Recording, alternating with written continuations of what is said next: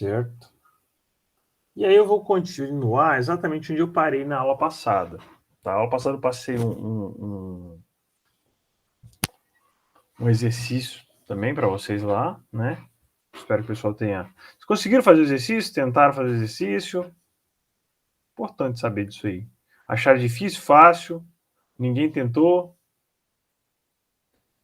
Ninguém tentou. Eu tentei, só que assim, eu ainda tô achando que tem alguma dificuldade. Eu não entreguei porque não tá pronto, né? Aham. Mas eu acho que eu tô tentando descobrir o que eu fiz de errado ainda, Tá. sabe?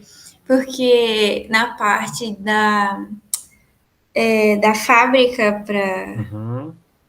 a primeira entrega, né? Tá Uhum. dando tudo zero. Então, assim, eu tô. Você Não chegou a é. implementar ele? Eu Ah, fiz legal. o rascunho da situação, aí passei Uhum. para lá, só que eu não sei como é que eu vou fazer a parte Da de segunda um estoque parte. que tem Tá. uma demanda fixa, mas é só de um, então eu não sei como é que eu faço. Aí tô estudando um pouquinho mais aqueles dos arquivos que você mandou e talvez até quarta-feira deve sair. Tá, joia. Duas coisas. Primeiro, a gente pode tirar dúvida, né? Agora na aula, mais para frente, depois a gente começa a aula aqui, depois eu abro o exercício lá, a gente fala um pouquinho dele, tá?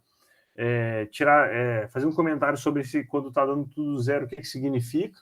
Tem alguns erros que são clássicos, né? Às vezes é um sinal trocado, esse, quando está dando tudo zero, tá? E outra coisa que essa avaliação, ela não é do tipo avaliação que vocês estão acostumados na graduação, tipo, fez, já era. Não, essa avaliação é progressiva. Fez, está errado, vamos corrigir. Né? Eu vou dar uma nota de acordo com o que você fez. Eu vou indicar, apontar o erro. Corrigiu, eu melhoro a nota, tá? Aqui a ideia é fazer uma disciplina progressiva, né? O aprendizado errou, conserta, a nota melhora automaticamente, tá? Essa é a ideia. Então vamos ficar em pânico por causa disso não, porque eu sei que é uma disciplina que vocês não estão acostumados com esse tipo de modelagem. Então vamos lá. Depois a gente volta e faz um comentário sobre o exercício da aula passada, tá? Que vai ser o mais próximo aí da gente que a gente tem até agora sobre essas modelagens. Então vamos lá. A gente parou na aula passada fazendo um exercício que era esse exercício de agendamento de trabalhadores, né? Eu tenho a demanda de trabalhadores, né? Com os horários e o número de trabalhadores que eu preciso em cada horário, e eu preciso saber quantas pessoas entram em cada hora do dia a fim de cumprir essa necessidade aqui, né? E minimizar o número de trabalhadores contratados. Essa é a ideia, tá? Essa é a ideia principal. Então, a ideia do modelo é relativamente simples. O que eu vou fazer? Por exemplo, eu preciso de 40 pessoas trabalhando. Deixa eu botar um zoom aqui. Sim. Eu preciso de 40 pessoas trabalhando. Caramba, peraí. 40 pessoas trabalhando às 8 horas, né? Então, eu crio uma variável, né? Uma variável pelo número de pessoas que entram em cada horário. Essa foi a ideia do modelo. Criei uma variável que vai ser o número de pessoas que entram em cada horário. E aí eu penso no seguinte: 8 horas, quem está trabalhando 8 horas? Quem entrou às 8, claro. Mas também quem entrou às 7, quem entrou às 6, às 4, né? 5, 4, deixa eu ver. 1, 2, 3, 4, 5, 6. E 3 horas, porque o turno são de 6 horas. Então eu vou fazer, sempre pegar o horário, quem está trabalhando, e 6 para trás. Por que 6 para trás? Porque o turno são 6 horas. Então, por exemplo, vamos supor, vamos pegar o primeiro horário, 0 horas. 0 hora eu preciso de 8 pessoas trabalhando, né? Quem está trabalhando 0 hora? Quando eu falo 0 hora, é de 0 até 1 hora da manhã, né? Quem está trabalhando 0 hora? Quem entrou 0 hora, exatamente, né? Quem entrou 23 horas, né? Quem entrou 22, 21, 20 e 19. 6 para trás. 0 e 6 para trás, né? Essa é a ideia. Então, a somatória dessas entradas tem que ser obrigatoriamente maior ou igual que 8. Por quê? Porque essa é a demanda de 8 horas. Aí eu vou progredindo. Depois da demanda para atender 0 hora, eu vou colocar 1 hora da manhã. Quem está trabalhando 1 hora da manhã? Quem entrou a 1, quem entrou a 0, depois quem entrou 23, 22, 21 e 20. Né? E aqui está dizendo que tem que ser maior ou igual que 5, que é a demanda. 5 pessoas 1 hora da manhã. Tá? Essa é a ideia. Então, elaborar isso aqui não é difícil. O complicado, o que é chato, o que é cansativo, é escrever todas essas restrições. E aí a gente apresentou um recurso, falou um pouquinho de lista circular, que é uma ferramenta que o Seplex tem.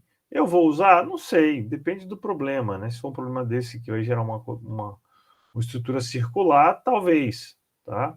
Mas eu não sei. Isso aqui foi só para instigar a perceber aí atrás das funções do Seplex. Então, tem várias, tá? Então, essa é a ideia aí. E aí a gente parou nesse problema, se eu não me engano.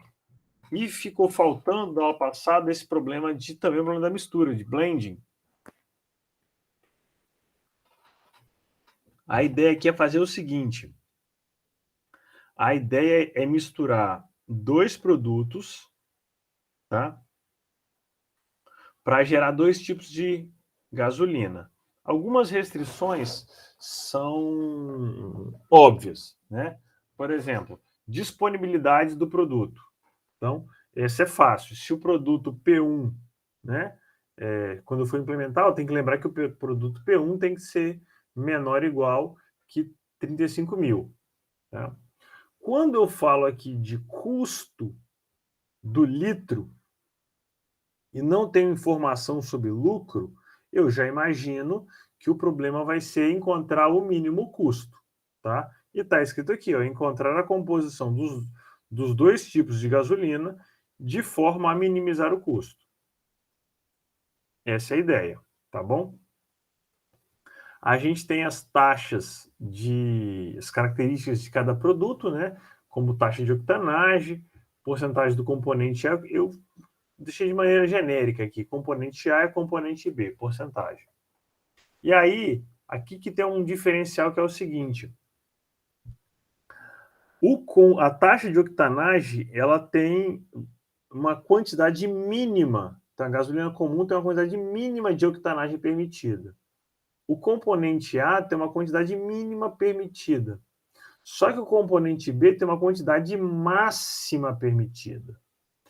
Então, isso aqui é outra restrição. Então, uma coisa vai ser o tipo aqui de octanagem, componente A, né? E componente B. Essas características, elas vão mudar o sinal. Obviamente, aqui eu tenho um sinal que é referente ao mínimo, sinal referente ao mínimo e sinal referente ao máximo. Quando eu falo em sinal, qual é o sinal de referente ao mínimo? Quando eu falo o mínimo. O mínimo, se alguma coisa é no mínimo, eu tenho que dizer então que a variável, por exemplo, a variável x aqui, vai ser maior ou igual que 40, porque ele é no mínimo, ele pode passar. Se eu estiver falando do máximo, então x vai ser menor ou igual que 50, né? Porque ele não pode passar, então ele tem que ser menor ou igual. Essa é a ideia, tá bom? De equacionar essas restrições aí. Vamos para os parâmetros, índices e variáveis. Então, o que eu tenho de parâmetro? Conjunto de produtos. Produto 1 e produto 2, está aqui. P1 e P2. Tá? Conjunto de gasolinas produzidas, A e C, que é comum e aditivada. Tá? Atributos. Então, octanagem, componente A e componente B. Não tem nome. Componente A e componente B e octanagem. Tá? Tem o custo unitário por litro. O custo do litro. Tenho a demanda. O que é demanda? Demanda eu preciso produzir pelo menos isso. Posso produzir mais, mas pelo menos essa quantidade. Está aqui a demanda. Demanda de cada gasolina produzida. Disponibilidade do produto, que a gente já falou, né? E a matriz com a taxa do atributo K, né, para o produto I. Que matriz é essa? É essa aqui. Então, tem a taxa do atributo K para o componente, para o produto I. Então, o atributo A tem 35%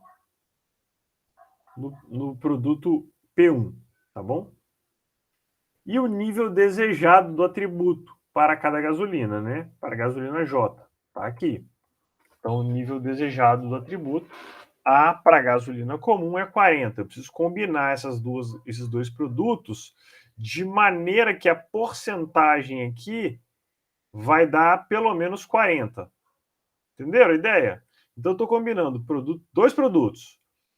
E aí, a quantidade que eu coloco de cada produto desse, a proporção de cada produto desse, pode gerar uma gasolina comum ou uma gasolina aditivada. Por exemplo, a gasolina comum, ela não precisa de tanta octanagem, tá? Então, ela nem tanto faz aqui, porque o produto P1 já atende a gasolina comum. Repara, vamos fazer um exemplo aqui, ó. Olha só, vamos supor que eu estou produzindo gasolina comum. Qual a maneira mais, olhando só para a octanagem, qual a maneira mais barata de produzir gasolina comum? O produto mais barato é esse. Então, se eu botar só P1, atende a octanagem? Beleza, atende. Atende até com uma folga, porque eu tenho que ter no mínimo 87, quer dizer, não atende, perdão. Não atende. Eu tenho que ter no mínimo 87, né? Aqui eu tenho 86. Eu preciso botar um pouquinho da P2 para poder subir a taxa de octanagem. Na média, eu tenho que chegar no pelo menos 87. Entenderam a ideia? Aqui, o componente, por exemplo, a gasolina comum exige uma taxa de, no mínimo, 40% de componente A, tá? Então, se eu botar só o P1, não dá conta. Eu vou ter que misturar um pouco mais de P2, porque aqui é 35, aqui é 60. Vou ter que botar um pouco mais de P2 para, na média, né, dos dois, dar pelo menos 40%. Entenderam? Agora vem o problema. O componente B, ele exige no máximo 50% de... desculpa, a gasolina comum exige no máximo 50% do componente B. Quando eu faço a mistura de P1 com P2 aqui eu tenho 50 e aqui eu tenho 25. Mas eu tenho um limite superior, tá? Então esse aqui é no mínimo, esse aqui é no máximo. Muda o sinal. Então essa é a ideia. Como é que eu combino quantos porcentos, quanto que eu coloco de gasolina P1 e quanto que eu coloco de gasolina P2 para produzir gasolina comum, né? Essa é a ideia aí do problema. Eu não estou pensando na solução, eu estou pensando na modelagem, né? Isso é importante ficar lembrando. Então, tem os dados do problema e a decisão. Claro, a decisão é o custo, né? O que vai ser a variável? Repare que a variável aqui é como se fosse uma matriz. Por quê? Eu posso comprar o P1 pensando na gasolina comum, mas eu posso comprar o P1 também pensando na aditivada, né? Eu vou ter que comprar um pouco de P1 para comum, um pouco de P1 para aditivada, um pouco de P2 para comum e um pouco de P2 para aditivada. Repare que eu tenho uma combinação aqui, né? Uma combinação de todos esses elementos com todos entre aspas, dois, né? Desses dois elementos de produto com esses dois elementos de gasolina. Se eu for combinar todo mundo 2 a 2 aqui, dá exatamente 4 variáveis. Quem seriam essas variáveis? A variável x, olha, é a quantidade de litros do produto I na composição da gasolina J. Então, essa variável vai me dar exatamente quanto que eu comprei do P1 para gasolina comum e quanto que eu comprei do P1 para gasolina aditivada. Tá? Mesma coisa para o P2. Tá? E eu quero minimizar esse custo. Né? Faço a soma aqui em J. Né? J é o tipo de gasolina. Como assim? Não entendi. Vamos lá, isso aqui é uma matriz, né? Então tem dois índices, I e J. Eu vou somar tudo que eu comprei, né? Para cada produto, eu vou somar todos os destinos J. Produto, eu estou falando P1 e P2. Quem são os destinos? Aditivada e comum, certo? Então, para o P1, eu somo tudo que eu comprei para produzir a comum e aditivada e multiplico pelo custo da P1, tá? Então, isso aí vai dar a minha função objetivo.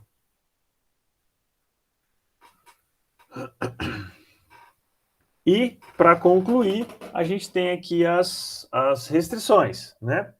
Então, primeira coisa, demanda. Eu preciso minimamente atender a minha demanda.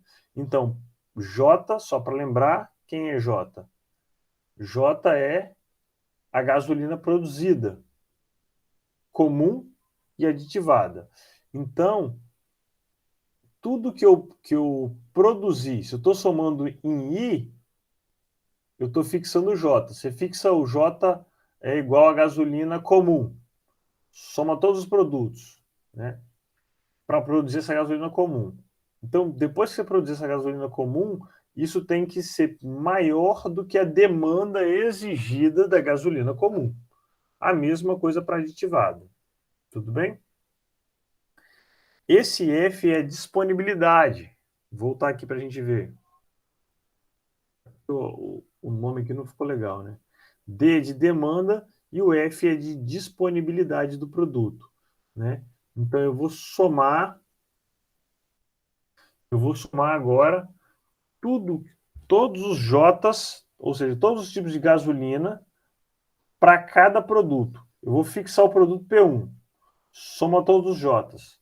Isso não pode passar da disponibilidade do produto P1, tá? Essa é a ideia aí. A gente já tinha falado disso aí.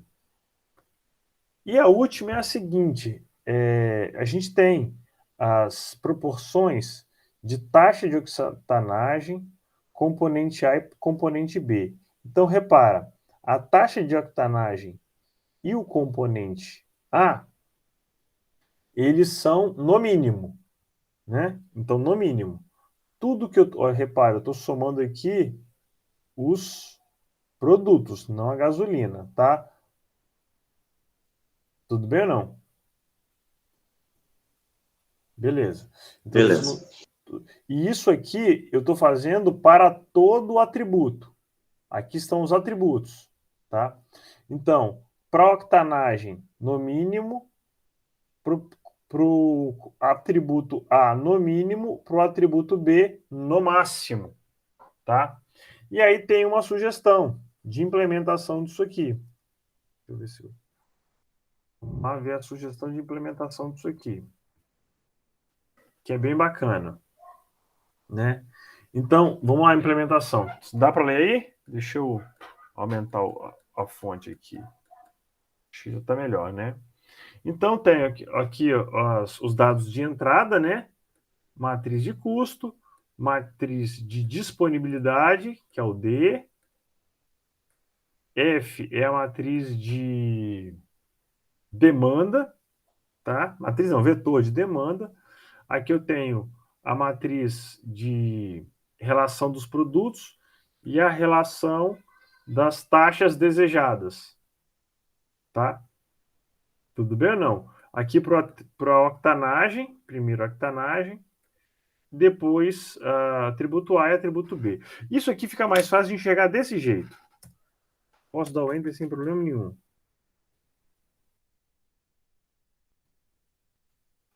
E aí eu enxergo, pelo menos eu, né? Enxergo melhor, tenho mais facilidade de ver quando eu escrevo a matriz bem no formatinho de matriz mesmo, bem no formatinho da tabela que a gente está trabalhando. Parece que eu copiei a tabela e só coloquei aqui os colchetes. Tá? Facilita um pouco isso aqui. E vamos para a mistura. Então tem aqui dois produtos, né? O conjunto de produtos é I, o conjunto de gasolinas é CIA, comum e aditivada, né?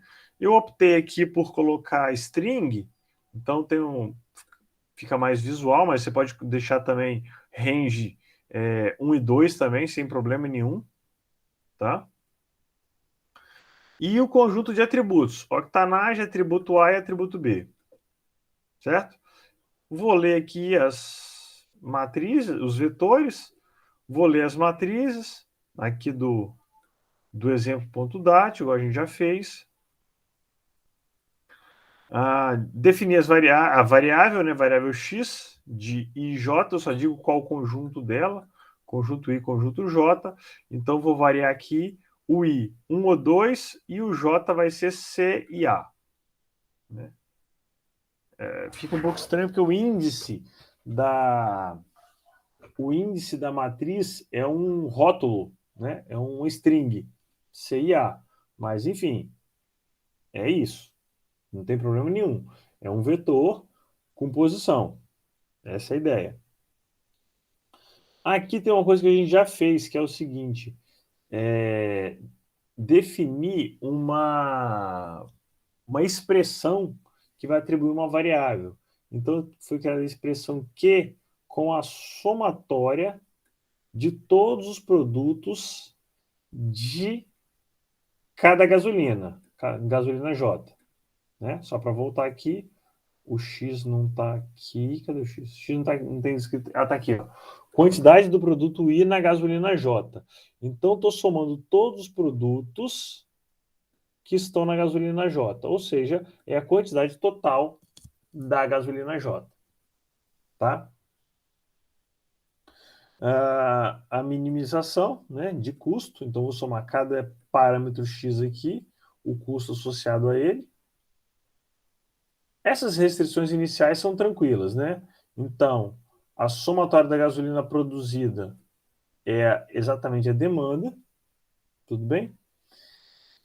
E a disponibilidade, né? Ó, a somatória dos produtos tem que não pode passar da disponibilidade, tá? Essa é a ideia. Aí aqui tem um negócio interessante que é o seguinte. Repara uma coisa. Essas três restrições elas são iguais, tá? Essas restrições em vermelho aqui são iguais. Só está mudando o sinal. E nesse caso, só muda esse sinal aqui só para o atributo B. O resto é igual. E o Ceplex aceita isso. Como que ele aceita isso? Aceita isso da seguinte maneira. Eu estou fazendo um range aqui dos atributos K, tá? E das gasolinas. E vou fazer a somatória dos produtos aqui dentro. Tudo bem? Só que eu faço o seguinte: se o K for igual ao B, ou seja, se o atributo for igual a string B, eu faço maior ou igual. Né? Tá aqui. Isso mesmo? Eu fiz ao contrário. Acho que eu digitei ao contrário. Se K for igual a B, maior ou igual. Não, eu digitei ao contrário. Se K for igual a B, menor ou igual. Menor ou igual. E aí sim, caso contrário, maior ou igual. Acabei digitando errado aqui. Mas qual é a ideia? A ideia é que eu posso colocar um condicionante dentro de uma restrição de equação. Tá? Então, faço um para todo aqui percorrendo. Quando você coloca um para todo, assim, um for all, e diz o conjunto, é a mesma coisa de você fazer um for lá em C, Pascal ou qualquer outra linguagem de programação. Tá? Isso é um for, certo? E aqui dentro eu tenho um if. Isso aqui ele vai escrever as equações como que está aqui dentro.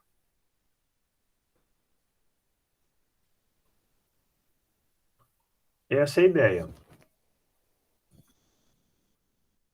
Tudo bem ou não? E aí, só de curiosidade, a gente pode executar isso aí.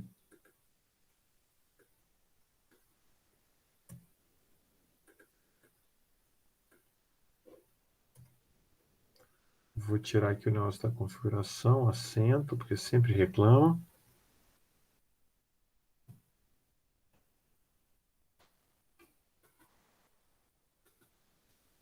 E, teoricamente, vai executar. Executou em 0,18 segundos. E aqui o mapinha aqui no cantinho das variáveis, parâmetros, tudo que você definiu aqui. E, é claro, o resultado, né? Resultado da expressão Q, disponibilidade, tem função objetivo, aqui, as restrições, a função objetivo não está aparecendo porque não tem um valor específico. Está aparecendo o valor de X, na verdade. Né? 2.000, 12.000.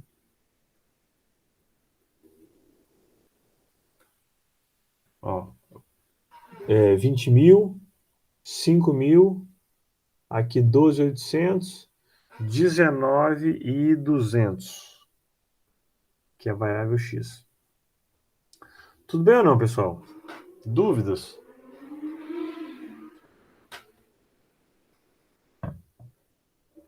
Pessoal, todo mundo calado. Difícil dar aula, assim.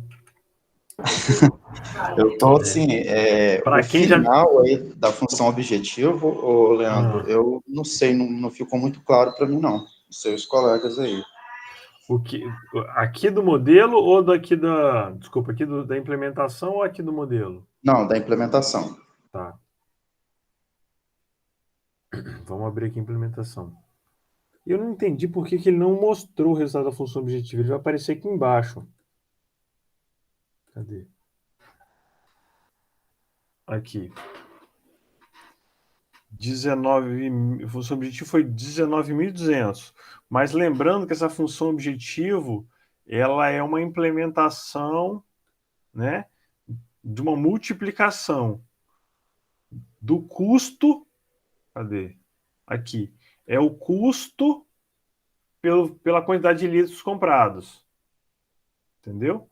Então, se eu quiser saber a quantidade de litros comprados, eu vou olhar só para a variável X. Então, por exemplo, se eu abrir aqui o X.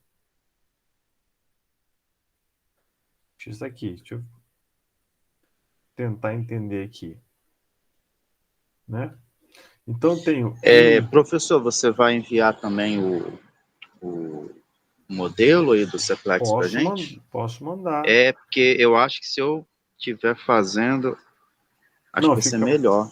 Fica mais fácil. Fica mais fácil. Eu mandei os modelos da aula passada, não mandei? Não. Da aula passada, não. Não mandei, não é possível. Empacotei tudo para mandar para vocês? Eu não sei se foi junto com o drive do Seplex que eu já tinha instalado, aí eu não abri, não. O link do download do Seplex. Espera aí. Aula, slide... Aqui, ó. Projetos Seplex usados na aula. Tem sim. Ele veio eu já sei o que aconteceu. Ele caiu como um torrent aqui para mim. Torrent? Só que ele é um porque zip. Eu não não, ele é .rar. Aí eu acho que eu sei. Para mim tinha sido. Eu vou ter que instalar aqui vou ter que baixar e abrir com o 7-zip que eu tenho aqui. Não, mas beleza, acho que é por isso que eu não... Se não conseguir, me fala que eu coloco no Drive, né, e compartilho a pasta. Deixa eu tentar aqui. Mas aqui eu... Não, realmente, é isso mesmo. Eu cliquei aqui, abre, é um .rar. Não, é porque no meu computador mesmo, ele vem como se fosse um torrent. Aí eu fui com o botão direito e no 7-zip eu consegui extrair. Então, aqui, ó. Aí tem tudo aqui. Inclusive, esse da aula de hoje está aqui, ó. Blending. Então, com esses caras em mãos aqui, fica mais fácil de vocês implementarem, né? Que já tem exemplos de várias situações aqui. Aí tem os slides da aula, tem os comentários, se for o caso, e as implementações, para vocês olharem. Certo? Alguém já deu aula? Pessoal mais velho aí, no mestrado. Aula educação básica, você disse? Educação, aula, qualquer aula. Não. Matemática. Aula de matemática? Não, verdade. É ruim dar aula assim, sem olhar para cara de ninguém. Inclusive, na época da pandemia, eu peguei um pedacinho. O contrato é tenso mesmo. Imagino com os adolescentes, hein? Imagino. E a galera, assim, internet péssima para piorar, né? Era, às vezes, aula para 1, 2. Imagina. Minha esposa também deu aula assim para 1, 2. As minhas meninas, então, tinha criança que ficava de 9 anos sozinha em casa, às vezes assistia aula deitar de pijama. Por aí. Esquisito. Enfim, mas é ruim dar aula assim, não agradei, não. Tá, vamos lá. Então, aí a gente termina efetivamente esses modelos básicos da aula passada. Tá?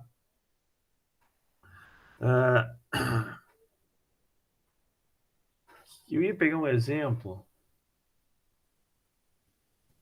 Não, depois a gente fala do exemplo. Deixa eu continuar aqui no que seria na aula de hoje. Vamos lá. Continuar, então. Programação linear e programação linear inteira mista. Vamos falar um pouquinho disso aqui. Tá? Problema de designação é um problema de programação inteira. Por que programação inteira? Porque, na verdade, programação binária, igual esse exemplo que a gente já fez, é um problema de programação binária. Porque as variáveis, quando você tem um problema o que a gente fez foi inteiro, e eu vou falar de binário agora.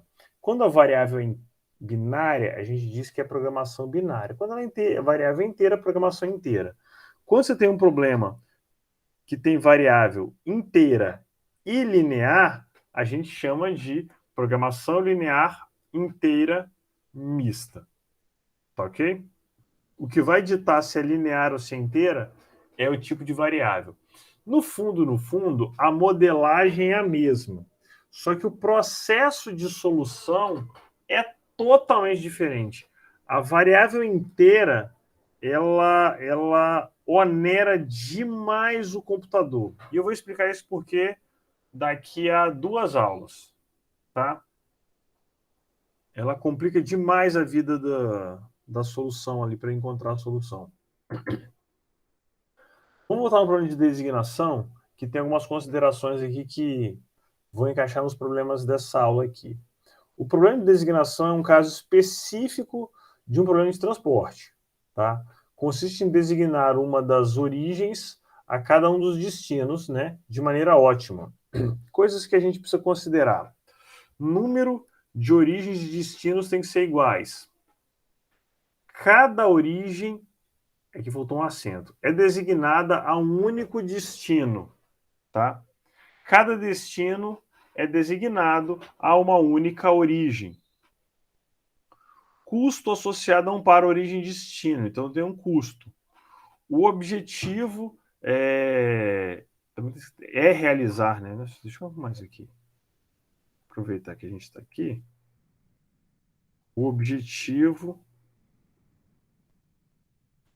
é realizar todas as designações minimizando o custo.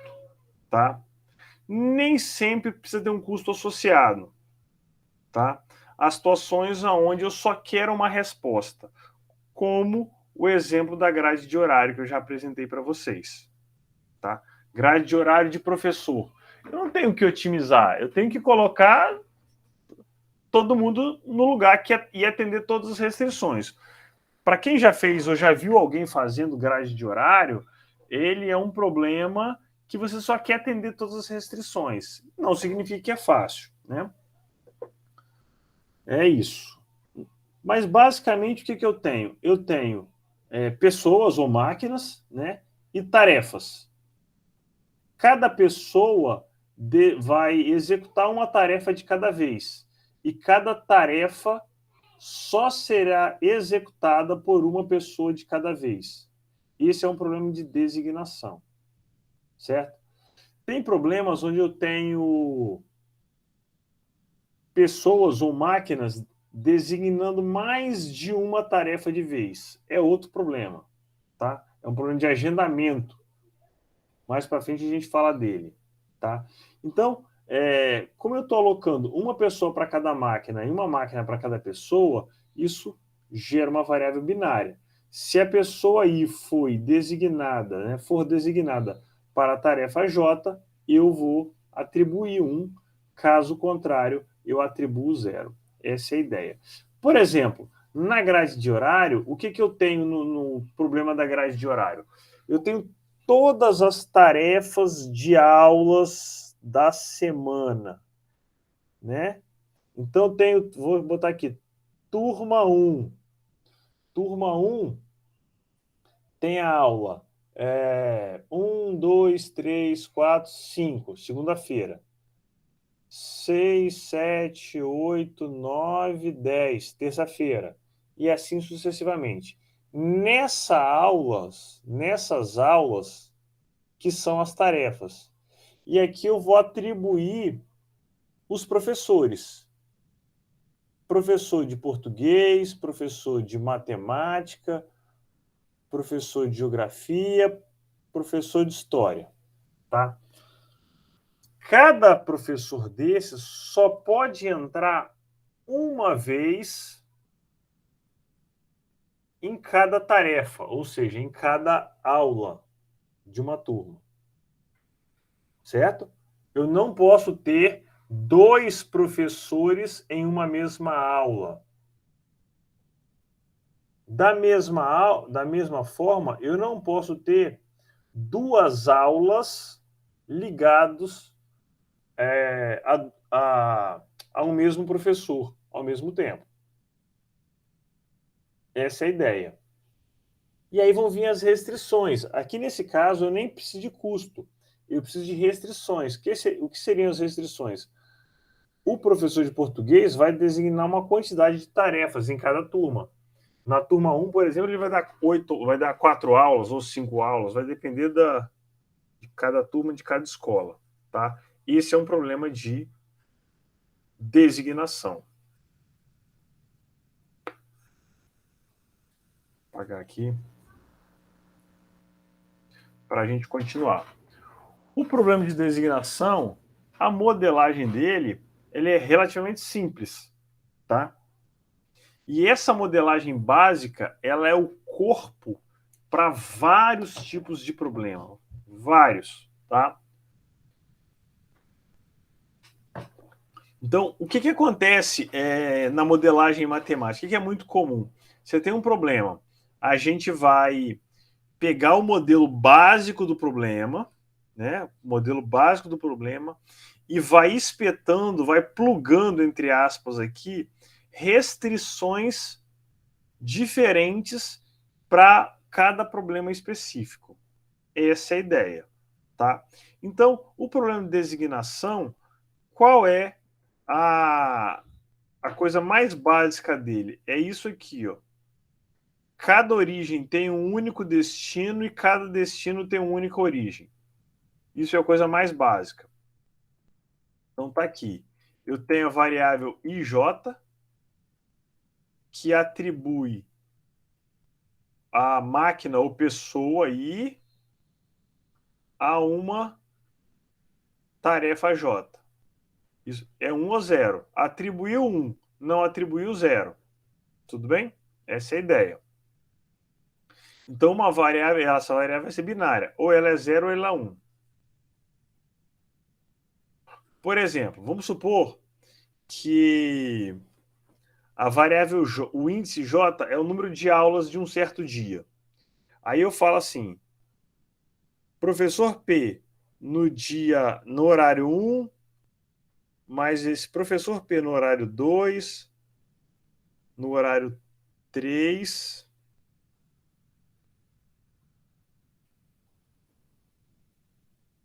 e no horário 4, tá bom. Certo? Isso aqui, vamos supor que um turno tem 4 horários só. Isso aqui vai ser menor ou igual a 1. Invento essa restrição aqui.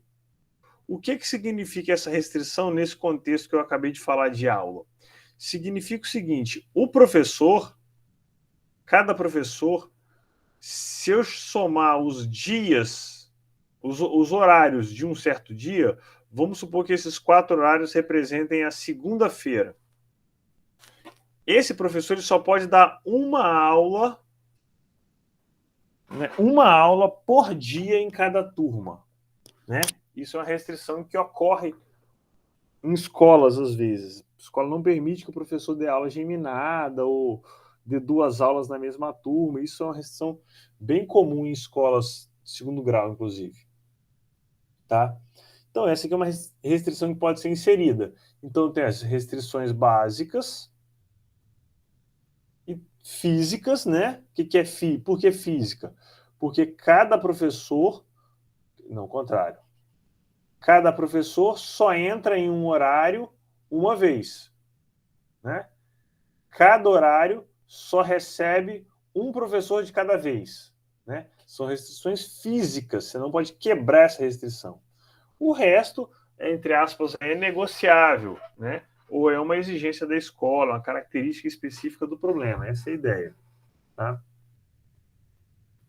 Tudo bem? E esse é um problema de designação. Eu vou pegar um problema de designação básico, que é esse, e nós vamos transformar em um problema clássico de transporte, chamado caixeiro viajante, que a gente já até falou dele aqui. O que é o problema do caixeiro viajante? É muito simples. É um problema que tenta determinar a menor rota para percorrer uma série de cidades, tá? Visitando cada uma delas uma única vez e depois retornando a uma cidade de origem. Tudo bem? Aqui tem um mapa de um conjunto de cidades ou estados, pontos, né? Irrelevante o que é? Conjunto de nós. E eu tenho os custos entre cada nós, tá? Então, de 3 para 8, por exemplo, o custo é 30. De 2 para 8, o custo é 28. E assim sucessivamente. Por exemplo, de 3 para 13, o custo é 54. Tá? Teoricamente, eu poderia sair do 3 e ir para o 18. Direto. Sem passar por ninguém. Tá? Eu teria que associar um custo aqui. Só que isso aqui digamos que é uma solução não, é um mapa que já está pré-processado. Né? Só tem alguns enlaces que são interessantes, tá? Mas na prática, numa modelagem matemática, a gente tem que considerar todas as possibilidades. E aqui tem um exemplo de resultado. Por exemplo, eu saio do nó 1, percorro, não importa o lado, todas as cidades desse mapa e volto para o nó 1. Com um custo. É o mínimo? Não sei. Provavelmente é custo mínimo aqui. Deixa eu ver se faz alguma troca aqui melhor. Acho que não. Tudo bem ou não? Dúvidas? Esse é o problema do caixeiro viajante. E esse problema, ele é cenário de artigos todo ano.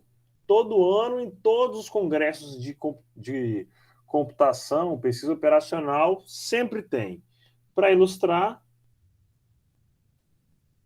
tem aqui nos seminários, eu acho que até o do Rodrigo marcado aqui, ó. Eu vou falar desse mais para frente, ó. Algoritmos meméticos aplicados ao problema do caixeiro viajante com limite de calado. Não entendi nada. Limite de calado está falando de barco, né? Falando de navio. Algoritmo memético é um tipo de algoritmo, é uma heurística, tá? E o problema que é interessante, que nesse caso é o problema do caixeiro viajante. Então, um congresso de pesquisa operacional, nesse caso do ano passado. Se eu for olhar o congresso desse ano, tem certeza absoluta que a gente vai achar ou caixeiro viajante ou uma variação dele. Não tenho a menor dúvida disso, tá?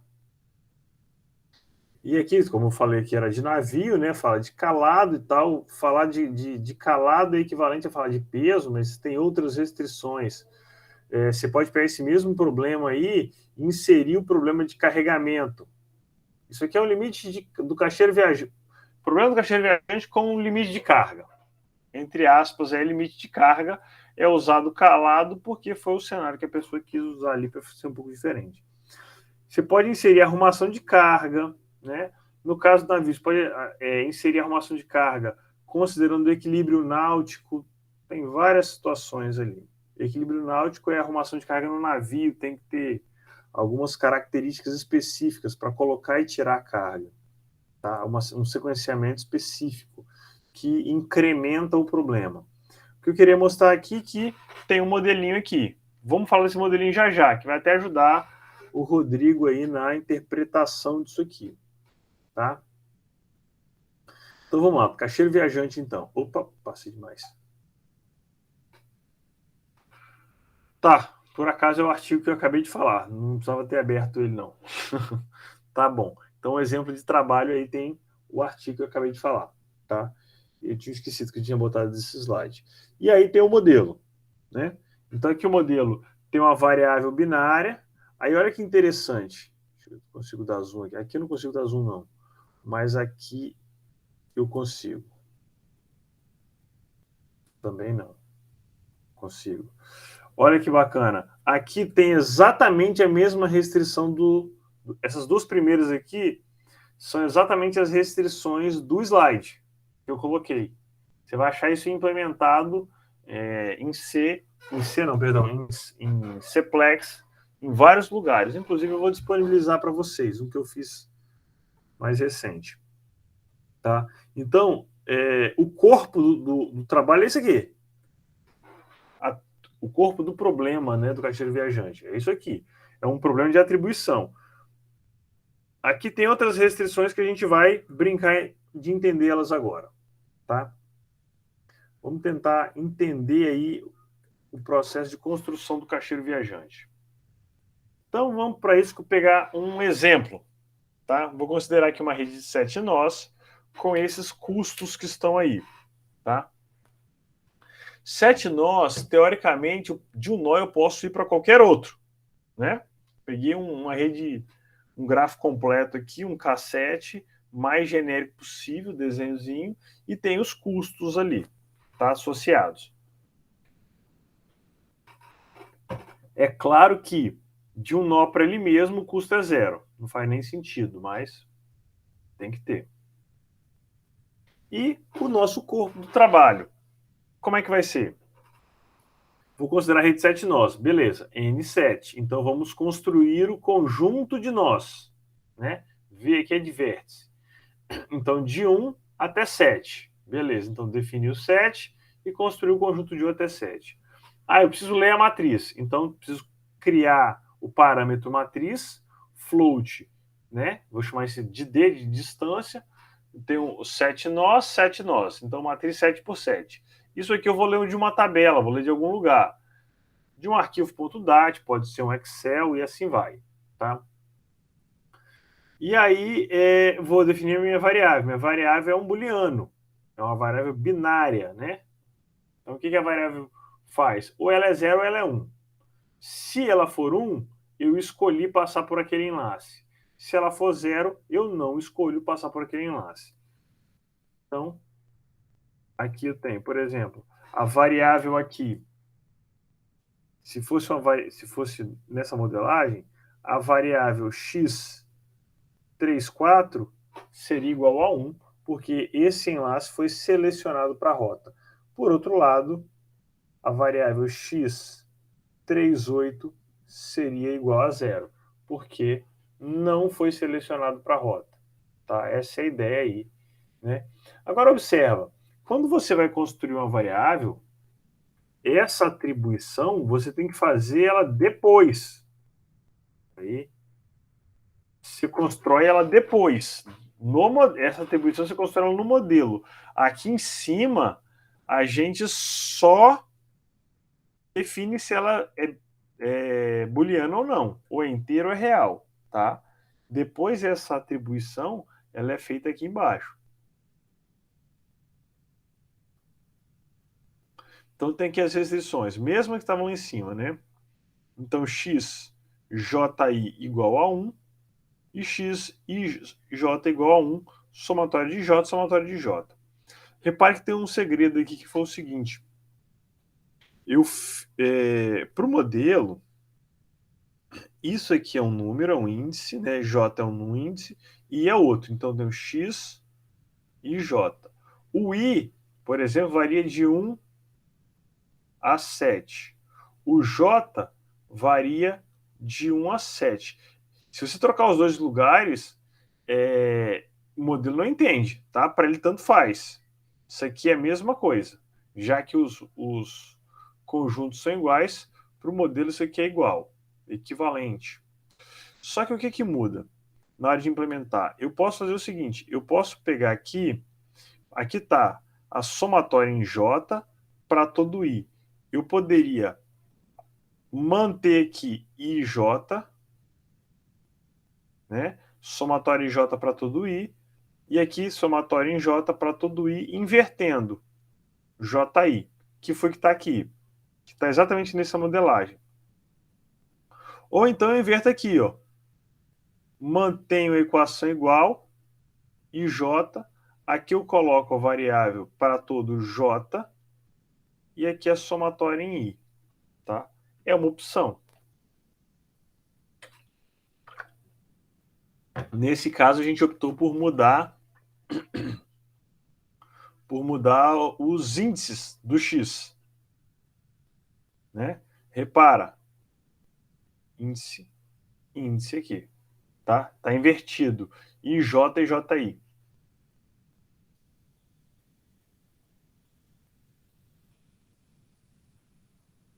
Na prática, vamos tentar pensar no modelo? Olha o que eu vou fazer. Pensa só, isso aqui serve para todo I. Então escolhe um I qualquer, um nó qualquer. Quando eu escrevo JI, repara, então é de um J qualquer apontando para o I. Então é o link JI. Então estou indo do J para o I. Só que eu vou fazer uma somatória de todo J. Eu quero pegar todo mundo que vai para o I. A somatória disso aqui tudo tem que dar 1. Tá? Tem que dar 1. A mesma coisa é isso que está aqui. Só que ao contrário. Eu tenho que ir do I para todos os J's possíveis. Então, se eu somar isso aqui tudo, teoricamente isso aqui tem que dar 1 também. Então, se o problema é binário, booleano, significa o quê? Que eu tenho apenas uma entrada de cada vez e uma saída de cada vez em cada nó. Mas em todo nó, eu garanto que ele entra e sai. Tudo bem ou não? Essa restrição tem um nome. Se chama continuidade de fluxo. Né? Tudo que entra é igual a tudo que sai. Só ajeitar aqui. Pronto, apaguei. Tá? Então, esse aqui é o esqueleto, é o corpo do problema. Tá? Pergunta: essa solução, essas restrições são suficientes? Né? O que significa isso? Significa o seguinte, pensa só, eu tenho que um conjunto de nós interconectados. Vou voltar no meu desenho aqui, eu desenho mal para cá, vou voltar aqui no slide. Aqui, um conjunto de nós interconectados. E eu digo o seguinte, olha, de cada nó desse, todo mundo que entra é igual, a soma de todo mundo que entra é igual todo mundo que sai. Né? Isso serve para todos os nós. Todo mundo que entra é igual a todo mundo que sai. Isso resolve, sim ou não? A resposta é não. E vamos analisar isso aqui. Deixa eu fechar isso aqui. E vamos lá no Cplex. Fechar isso aqui. Isso aqui, plano de blend. E aqui o nosso implementação do nosso caixeiro viajante. Então vamos lá. Eu peguei aqui uma rede de 7 nós, né? N igual a 7. A matriz, tá? A matriz de distâncias. Tem que dar uma ajeitadinha nela para ficar alinhadinho. Isso não faz a menor diferença, mas é legal para ficar organizado as coisas, né?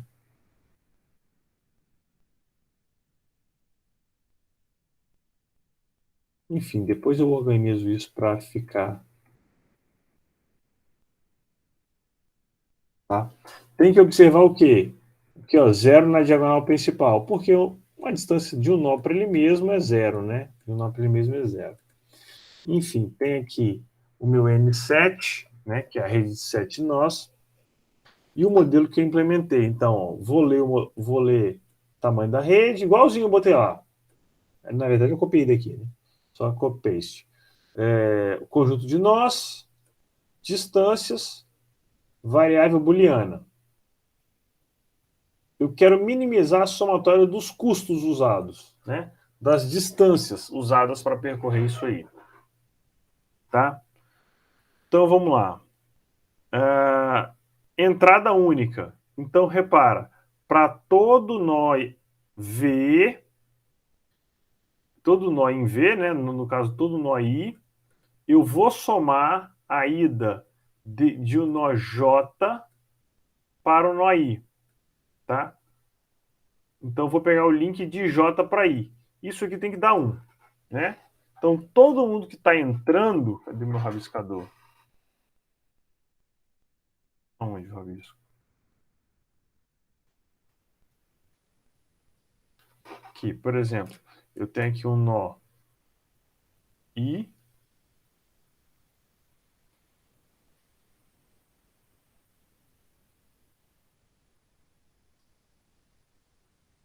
Um nó I.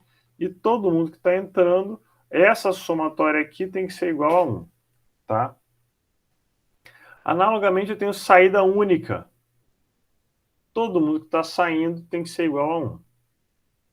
Certo ou não?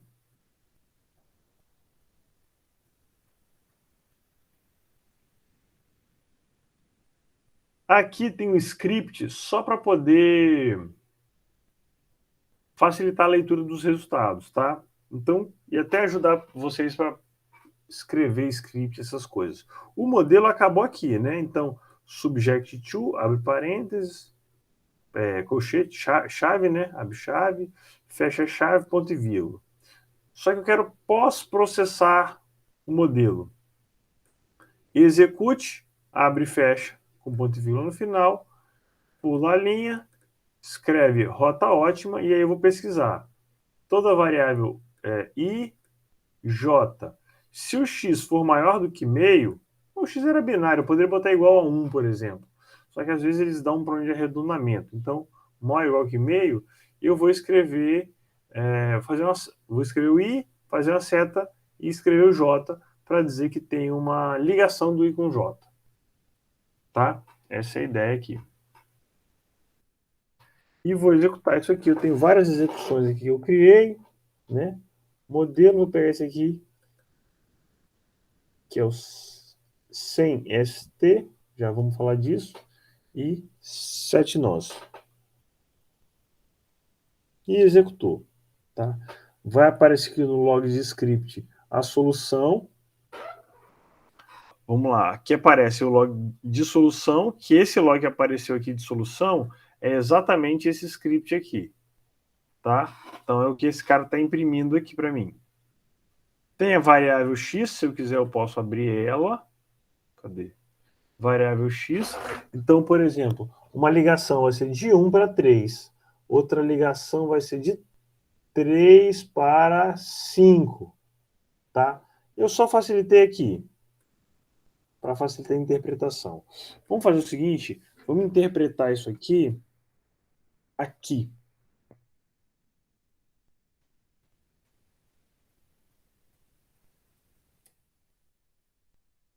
Não sei se dá para ler.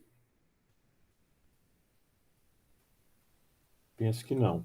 Mas eu vou reescrevendo aqui e desenhando. Né? Então, a primeira coisa, eu tenho um link de 1 para 3 aqui. Ó. 1 para 3. Tem um link de 2 para 1. Não, vamos fazer assim, 1 para 3, depois de 3 para 5. 1 para 3, 3 para 5, tá? Depois de 5 para 6.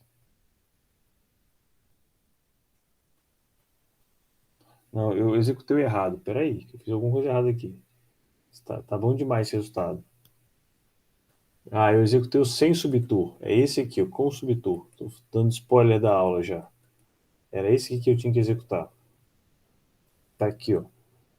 Com ST. E eu executei o sem ST. Por isso que estava com spoiler de aula. Agora sim. Agora fez sentido.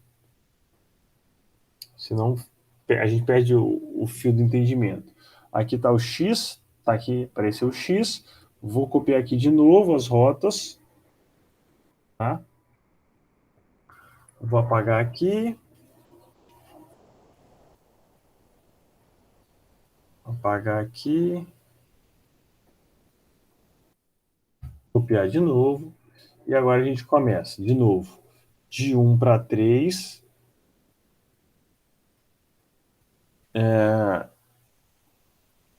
De 3. Tá aqui, ó, 1 para 3 aqui. Depois do 3, ele foi do 3 para o 2. 2. Falei 2. 3 para o 2. Depois do 2, ele foi para o 1. Estranho. Saiu da garagem, foi para o 3, foi para o 2 e voltou para o 1. Restante. 4, 5 e 5, 4. Aqui, ó, 4, 5 e 5, 4. E por último, 6, 7 e 7, 8. Tá? Tem uma ligação aqui, mão dupla. Tá? Pergunta é o seguinte: a tarefa do caixeiro viajante consiste em outra coisa. Vamos voltar aqui.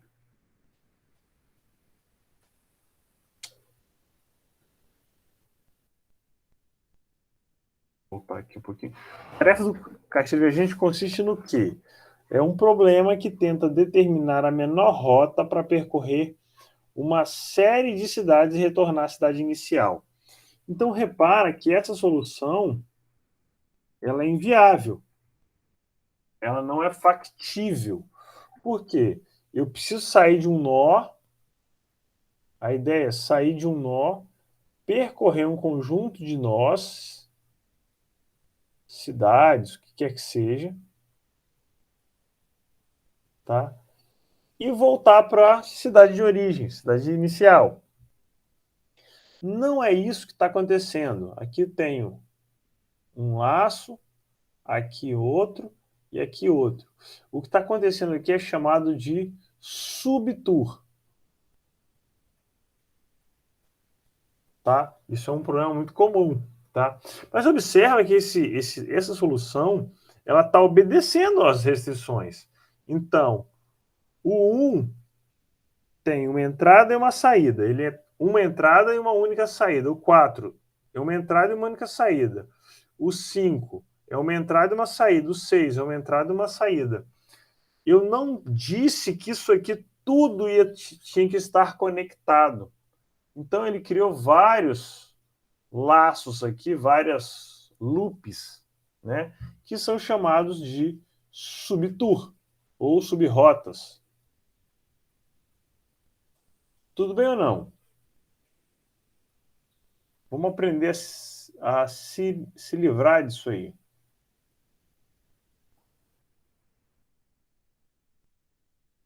Tá? Então, essa é a ideia aí do Caixeiro Viajante. Então, aqui tá as rotas que a gente acabou de criar, que eu acabei de mostrar ali para vocês, tá? Aí a pergunta é a seguinte: esta solução, ela satisfaz o problema? Ela satisfaz as equações, porque eu gerei as equações, elas foram resolvidas. Então, ela satisfaz o modelo, mas ele resolve o problema? Não, não resolve o problema. E agora? Vamos lá, então. E agora a gente volta na aula anterior.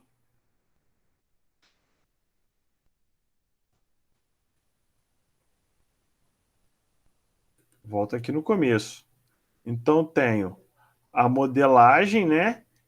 Quais são as variáveis de decisão, sobre quais restrições a decisão é tomada, né? E qual o critério de avaliação. A construção do modelo mundo real considerado modelo. Algoritmo, análise de sensibilidade, que é você analisar uma solução, e sempre se perguntar: a formulação está adequada, resolve o problema? A modelagem está sendo atendida, só que ela não resolve o problema. Então, é necessário remodelar ou inserir alguma restrição, certo?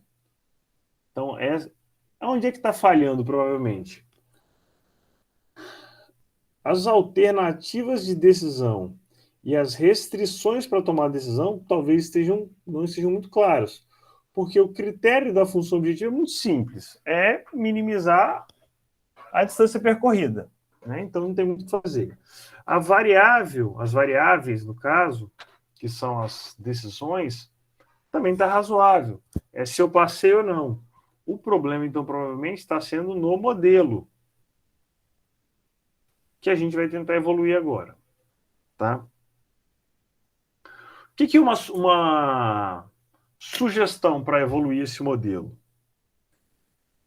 Eu posso ir lá na mão o seguinte: olha, eu gerei essas 3 subrrotas. E eu posso gerar para o modelo e falar o seguinte: olha, quebra essas subrrotas que você gerou e emenda elas para mim. Como assim? Eu chego no modelo do seguinte: olha só, eu sei que essa variável, acabei de mostrar, né? Eu tenho uma variável aqui, x21, né? De 2 para 1.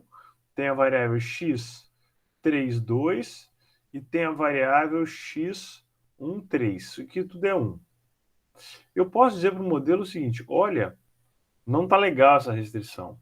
Não está mesmo, porque ela não está atendendo a realidade do problema. Força uma quebra de enlace aqui e coloca esse enlace de outro lado e a gente olha no que vai dar. Então, eu peguei aqui a restrição x21 mais x13 mais x32. São esses 3 enlaces aqui, né? Isso aqui forma um ciclo. Toda vez que eu tenho, por exemplo, 3 nós em um ciclo, quantos enlaces eu tenho? Eu tenho 3 para fechar o ciclo, né? 3 nós em um ciclo, eu tenho 3 para poder fechar o ciclo. Aí eu digo o seguinte: olha, eu tenho que quebrar esse ciclo em algum lugar. Então eu digo para o modelo o seguinte: olha, essas 3 variáveis que você usou, a soma delas não pode passar de 2. Por quê? Se uma passar de 2, eu nunca vou ter fechamento de ciclo. Essa é a ideia. Tudo bem ou não? Vocês estão aí ainda, gente? Sim. Vocês querem uma pausa? Bom, para mim tá tranquilo. Mas Tranquilo? vê se o pessoal, de repente, quer fazer uma pausa aí. Pra mim também, tá tranquilo. Tá tranquilo? Tá me ouvindo aí, Leandro? Tô ouvindo. Eu acho que deu uma Aí fui colocar numa caixa de som aqui e tava falando, beleza. Mas beleza, tá tranquilo. Então, Tá sim, pode continuar. Por mim, pode continuar. A pessoa da graduação pode falar também, tá? Vocês podem ficar à vontade para falar. Mas quem cala, consente. A vantagem da aula presencial é que eu faço a pergunta, o aluno em geral não precisa responder. Se olha para a cara do sujeito, ele já está com cara de interrogação. A expressão entrega, né? A expressão entrega. Aí aqui que fica difícil. Aqui tem que ficar... Mas quando você pergunta e ninguém fala nada, sempre tem uma coisa errada. A minha experiência diz que sempre tem uma coisa errada. Mas vamos lá, vou tentar ajudar aqui. Então, o que é a ideia aqui? Né? O modelo, o básico está funcionando, é o modelo de transportes aqui. Então, todo mundo que entra é todo mundo que sai. Até isso está atendendo. Atender essas restrições que eu coloquei. Só que não resolve, porque ele está criando o que a gente chama de subtour. Ele está criando subcaminhos, subrotas desconexas. É como se o caixeiro viajante resolvesse esse pedacinho, desaparecesse, não aparecesse no outro e resolvesse esse. Isso não é viável, óbvio que não é viável. Então, digo para o modelo o seguinte, olha, quebra esse ciclo aqui para você emendar isso aqui, essas duas pontas de cá, em algum lugar. Se você quebrar esse e emendar, você aumenta um ciclo aqui. Mas você desfez dois. Né? Aí, o ideal é você ir construindo todos as quebras de ciclo, né, para poder fazer uma rota única, né? Fazer uma rota única. Tem 3 quebras, por exemplo. Aí eu rodei de novo, deu mais uma subrota, eu insiro ela aqui. Rodei de novo, deu mais uma subrota, insiro ela aqui. E eu vou fazer isso até quando? Na verdade, tem uma técnica para isso, né? Eu posso enumerar todas as combinações possíveis de subrotas, né? Essas combinações vão ser, se eu tenho 7 nós, eu tenho que enumerar todas as combinações, teoricamente, tá? De 2 a 6. Então, tudo que tiver de 2 a 6, 7 não, porque se eu tiver uma rota com 7 nós, eu tenho a rota desejada. Tudo bem? Então, tem que enumerar todas essas combinações. E vamos ver qual a consequência disso. Né? Então, eu poderia inserir essas restrições aqui, ó, que eu acabei de falar. Né? E aí eu vou quebrar, por exemplo, 5, 6, tem um ciclo. Eu digo para o modelo o seguinte, olha, o caminho 4, 5 e 5, 4, você vai fazer um favor, você tem um detalhe novo aqui. Em vez disso aqui dar 2, por que isso aqui dá 2? Porque eu tenho essa variável e essa ativa. Tendo essas duas ativas, eu tenho esse ciclo. Em vez disso dar 2, eu digo para o modelo que eu só vou ativar uma das duas, ou essa ou essa. Então, eu digo que isso tem que ser menor ou igual que 1. Tá? Essa é a ideia. Se eu tiver 3 nós, menor ou igual que 2. Essa é a ideia. 4 nós, menor ou igual que 3. Sempre 1 a menos. Tá?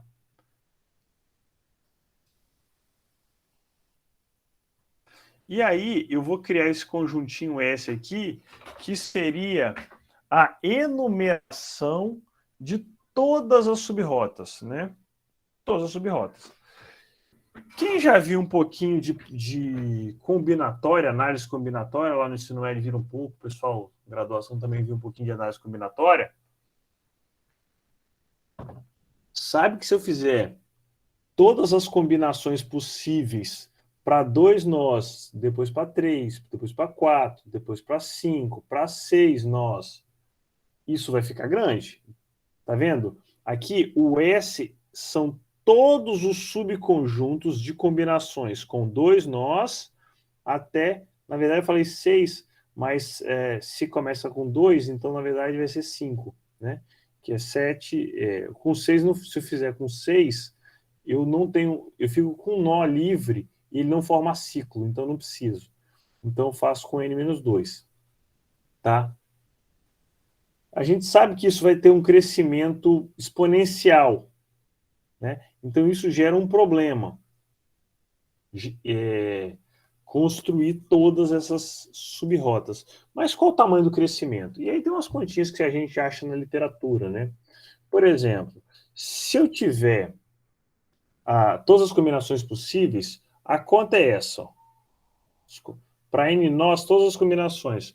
2 elevado a n menos n mais 2. Tá? Se eu tiver 10, aproximadamente 10 vai ser 1024,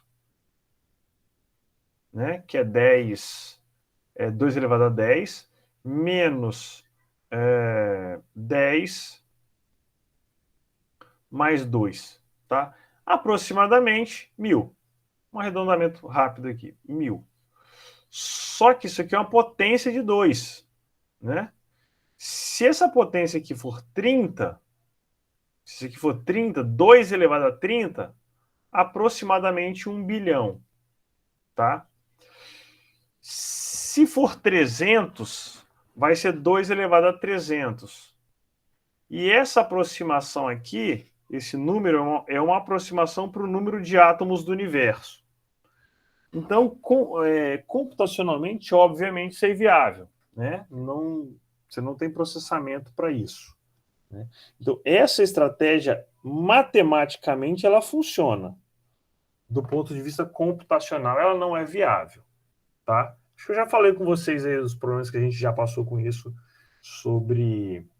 Você resolve o problema matematicamente, só que na hora de a implementação, a solução não satisfazia as restrições computacionais de tempo de processamento. Já falei isso, certamente, para vocês. Sim ou não? Acredito que sim. Acredito que sim, né? Não me recordo bem, mas eu acho que eu ouvi algo semelhante. O problema de quando eu fiz mestrado, o professor passou um trabalho que era de uma... Você vai no site de uma universidade espanhola, esqueci o nome da universidade, mas a sigla dela é UVA, isso eu lembro do sigla, a sigla eu lembro. E aí lá tem um conjunto de problemas, né? Uhum. Você pega um problema, implementa, tem as especificações das tags que você tem que mandar no código, é C, submete aquele código, aquilo processa, e aí o seu login sobe no ranking, né? Você ganha pontinhos, e aí eles fazem as disputas anuais e tal, e aí joga um problema novo, vê quem resolve primeiro, etc e tal. Aí o professor, como tarefa, escolheu uns problemas para a gente poder, os alunos, resolverem. A disciplina de análise de algoritmo, mestrado. E aí, um problema que eu peguei lá era um problema sobre número primo.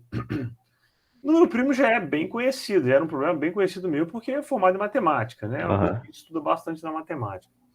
E aí, peguei o problema e falei, não, isso é relativamente simples de fazer, né? Elaborei um algoritmozinho lá, botei para processar, rodou no meu computador, 40 minutos, mas rodou. Resolvi, segue a vida. Na hora de submeter, eu fui ler as especificações para poder colocar lá. A submissão, o computador que teoricamente estava sendo rodado, que era uma máquina virtual, era bem similar à minha. Um pouquinho melhor, mas bem similar. E o tempo de processamento era 2 segundos exigido. Então, de 40 minutos para 2 segundos, não é o processador que está com problema. O problema é o algoritmo. Não adianta você melhorar o processador, você tem que melhorar o processo. Tá? Eu tive uma experiência parecida com a disciplina com o Jefferson no período passado. Ele pediu a mesma coisa, ele selecionou os problemas, a gente tinha que implementar, submeter lá na ferramenta online. Não era o UVA, era outro, que eu não me recordo agora. Mas tinha alguns que você resolvia de boa, sim, era bem rápido a solução até, mas não era resolvida no tempo que era esperado. Exigido, né? Exato. E você tinha que submeter como parte da solução um print lá da ferramenta, né, dizendo que o seu algoritmo passou. E aí então, você tem que ajustar até chegar no tempo exigido. Assim. Usar vários recursos lá para chegar no ponto. Isso aí é coisa de professor de análise de algoritmo. Certamente. Sim. O Jefferson, é bem dessa área o Jefferson também. Então, essa é uma coisa clássica que aparece da computação. E isso não é só acadêmico. Eu posso dar um exemplo real, projeto nosso com a Arcelor. a gente fez um modelo matemático, eu achei maravilhoso, o modelo matemático resolveu com 1 minuto e meio. E aí, na hora de apresentar a resposta, eu extremamente feliz e empolgado, o cara falou assim, olha, 1 minuto e meio é muito bom, mas não me resolve, eu preciso da resposta em 15 segundos. Não posso esperar mais que 15 segundos pela resposta de forma nenhuma. E aí você tem que fazer o quê? De volta para o zero, né? De volta para o projeto. Então, esse tipo de coisa, isso parece muito na computação. E o pessoal briga muito por desempenho, tá? Tem campeonatos aí mundial de desempenho de algoritmo. Enfim, não é o caso no momento. Então, aqui eu tenho uma solução muito encontrada na literatura, mas não é a mais eficiente, não é a melhor solução. Tem outras, tá? Então, essa solução, a gente vai propor uma outra solução, que é um pouquinho mais esperta. E eu vou fazer o seguinte. Então, essa solução foi dada inviável. Qual é a outra opção? Eu estava com um problema de acontecer o quê? De gerar subrrotas, né? Aqui é subrrotas, por exemplo, 1, 2, 3 e voltou para o 1. Se eu entregar um token, o que é um token? Token é um termo usado muito em telecomunicações, é do tipo seguinte, cada um tem uma vez de falar, né? Vamos supor assim, cada um tem uma ficha para falar, e você, cada vez que você fala, você gasta aquela ficha. Exemplo prático, o protocolos de comunicação, eu acho que o TCP ele tem um token, que é o tempo de vida. Então, ele vai ficar dando saltos nos roteadores. E cada salto que ele dá, ele morre em um tempo de vida, né? Ele tem um número máximo para evitar que um pacote se perca numa rede e fique rodando infinitamente, tá? E aí sobrecarrega a rede com uma informação que já morreu, que já não serve mais para nada e fica lá rodando, tá? Então, é criado um token que vai decrementando. E aí é a mesma coisa. É criado aqui um token com fluxo de passagem, tá? Vai marcar a passagem do cacheiro em cada ponto. Essa é a ideia. Então, eu vou criar uma variável, certo? Uma variável que vai ser um número inteiro relacionado ao enlace. Primeira coisa que eu vou fazer com essa variável vai ser atrelar ela à variável x. Ela só pode existir aonde tiver a variável x. Já falo disso. Depois eu vou fazer o seguinte, eu vou escolher um ponto para começar. Meu início aqui vai ser o nó 1, por exemplo. E aí eu defino o final da rede, ou o começo, se você preferir, como nó 1. E a cada somatória entre entrada e saída, eu decremento um elemento. Tá? Eu vou retirar um elemento, cada entrada e cada saída. Então, o que acontece? Se eu fizer isso, aqui eu entrei e saí, a variável y aqui, por exemplo, vai ser, vamos chutar aqui, 4. Passei para cá, essa variável aqui, esse token passa a ser 3. Passei para cá, esse token passa a ser 2. Passei para cá, não pode ser 1, porque já está 4. Então, ele vai fazer o quê? Ele vai quebrar isso aqui para poder emendar em outro lado, porque senão eu quebro uma restrição, né? Eu vou ter o mesmo ponto aqui com duas variáveis. Essa é a ideia. Tá? Cadê o... Aqui. Aqui. Minha voz está começando a falhar já.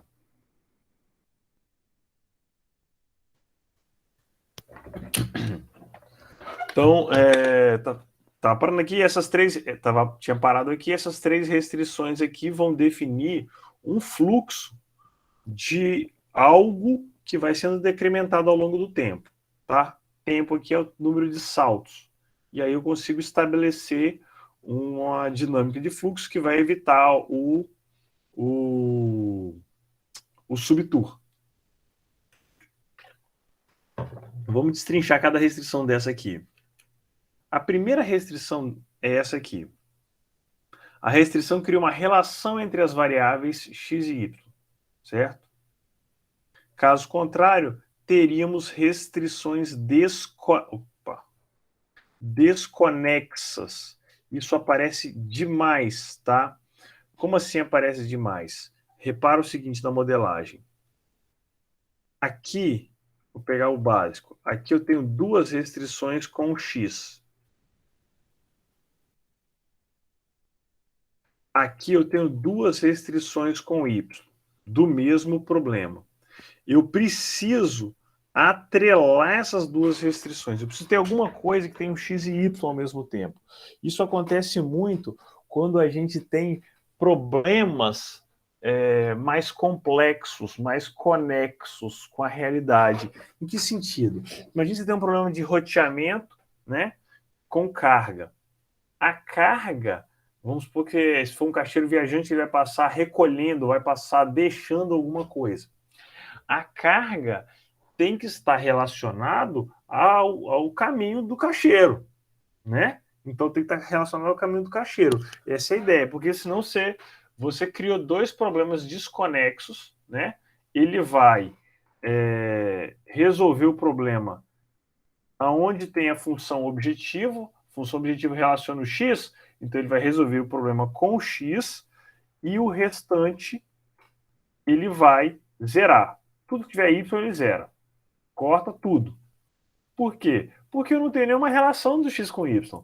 E a função objetivo é só o x. Então ele elimina como variável inútil. Tá? Essa é a questão. E eu preciso dessa restrição aqui para relacionar as duas variáveis. Vamos tentar entender essa restrição. Esse n aqui é o número de nós, foi definido lá no começo. Tá? Eu tenho uma variável y e j, tá? Menor ou igual que n vezes x e j. O x é uma variável binária.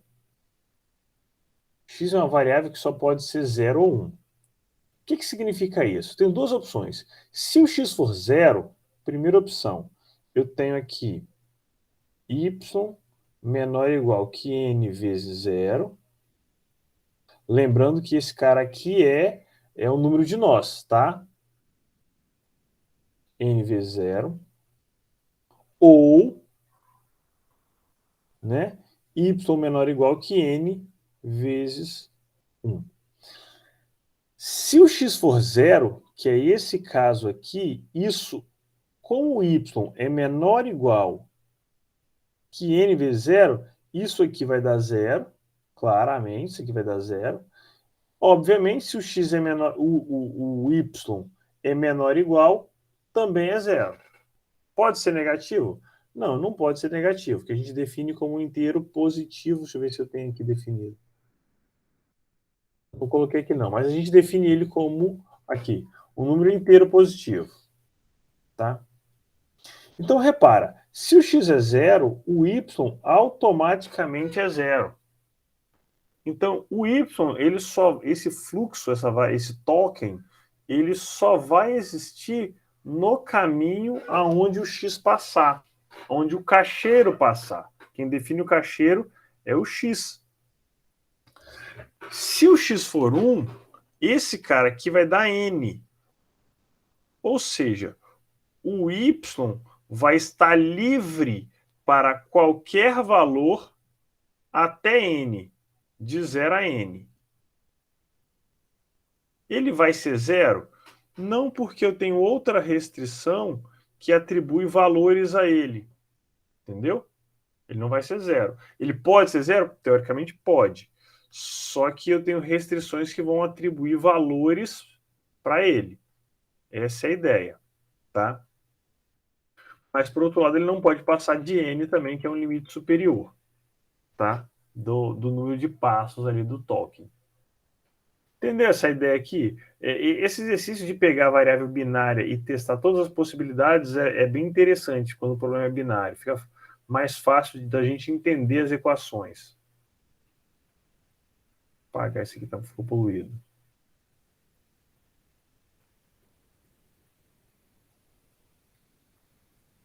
Pronto. Beleza. Visto isso, vamos para as outras duas. As outras duas eu vou fazer ao mesmo tempo que elas vão definir o fluxo do Tolkien. Para simplificar, eu peguei um exemplo de 5 nós. Tá? Se o n é 5, isso aqui vai dar menos 4. Sem fazer muita força, né? Menos 4. Tá ok? Então, para o nó 1, para o cara que eu defini como início, né? Eu tenho 2, 1, 3, 1, 4, 1, 5, 1. Tá? Isso aqui é todo mundo que entra no nó 1. Repare que o fluxo é do nó para o nó 1. Esse aqui é do 1 para o nó 4. O fluxo é do 1 para o nó 4. Então, eu tenho todo mundo que entra e todo mundo que sai. Eu posso entrar ou sair do nó 1. E essa somatória aqui tem que dar menos 4. Se tem que dar menos 4, os valores atribuídos vão estar aqui, ó. Porque se eu tiver atribuindo gente entrando no nó 1, eu vou ter que atribuir valores maiores ainda aqui, tá? Só que, por outro lado, o y, eu já vi que ele é menor ou igual que n. Tá aqui, ó. Essa restrição trabalha junto. Todas elas trabalham junto, na verdade. Tá? Então, o maior valor possível, né? O maior valor possível aqui do que está entrando no nó 1 é 1. Eu não posso ter 2 caras entrando no nó 1. Porque se eu tiver 2 entrando no nó 1, eu vou ter mais gente entrando aqui. Se tiver alguém maior do que 1 entrando no nó 1, isso aqui vai passar de 5 para dar conta menos 4. Não sei se eu fui claro. Essa somatória não pode passar de 1. E, consequentemente, isso aqui não vai passar de 5. Tudo bem ou não? Dúvidas? Beleza, professor. Segue o jogo. Tá? Isso aí tem que se debruçar, tá? Com calma, fazer na mão. Isso eu já fiz bastante aí para poder ficar um pouco mais claro, pelo menos na minha cabeça, isso aí. Executar, olhar resultado e voltar, desenhar e assim vai. Tá? O restante todo, eu tenho o seguinte. Agora, por exemplo, para o nó 2. Eu vou pegar todo mundo que está entrando no nó 2 e todo mundo que está saindo do nó 2. Isso aqui vai ter que dar 1. Tudo bem? Agora repara o seguinte, pensa aqui que é o nó 2. Desse cara aqui, desse conjunto aqui do que está entrando no nó 2, só um elemento desse vai atribuir valor. O resto vai ser 0, obrigatoriamente. Por quê? Vamos voltar aqui, esse troço trabalha tudo junto. Por quê? Porque o X diz que para cada elemento só tem um que entra e um que sai. Eu tenho uma restrição que diz que o Y só existe quando o X for 1. Então, para cada nó, eu só tenho um elemento que entra e um é que sai. Tudo bem? Só que repara, esse cara aqui dá 1. Essa somatória, essa diferença da somatória. O que significa isso? Que tem um fator desse que é maior do que uma parcela dessa somando, é maior do que a outra em uma unidade. Então, por exemplo, se aqui for 3, em alguns desses elementos, que eu não sei quem, aqui vai ter que ser 2.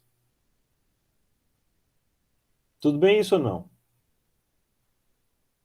E aí, se eu tenho essa obrigatoriedade, por exemplo, se cada vez que eu passar por um nó, nesse caso aqui por nó 2, se eu passar por um nó dessa diferença, pensa aqui num subtour.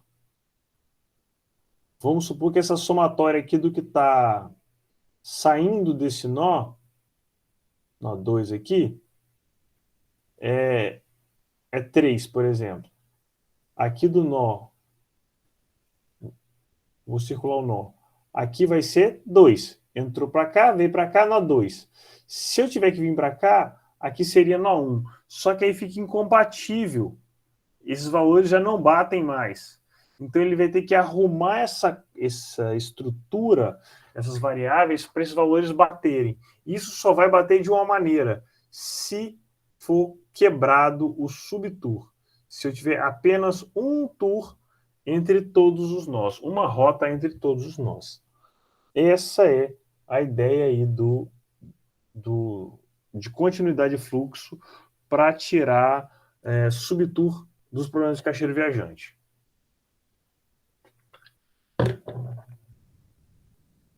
E aí eu volto no seguinte, eu volto lá no problema. Cadê? Não, tá no navegador. Cadê o navegador aqui? Então aqui tem exatamente o que o cara fez. Então eu tenho o básico, né? Restrição 1, 2 e 3. A minimização, certo? Aqui tem uma demanda, deve ser né, uma demanda, uma distância, alguma coisa nesse sentido, tá? A partir do nó 1, e aqui eu tenho o cadeamento do fluxo, tá? Cadeamento do fluxo. Faltou a restrição que relaciona, repara, faltou a restrição que relaciona a variável x com a variável y.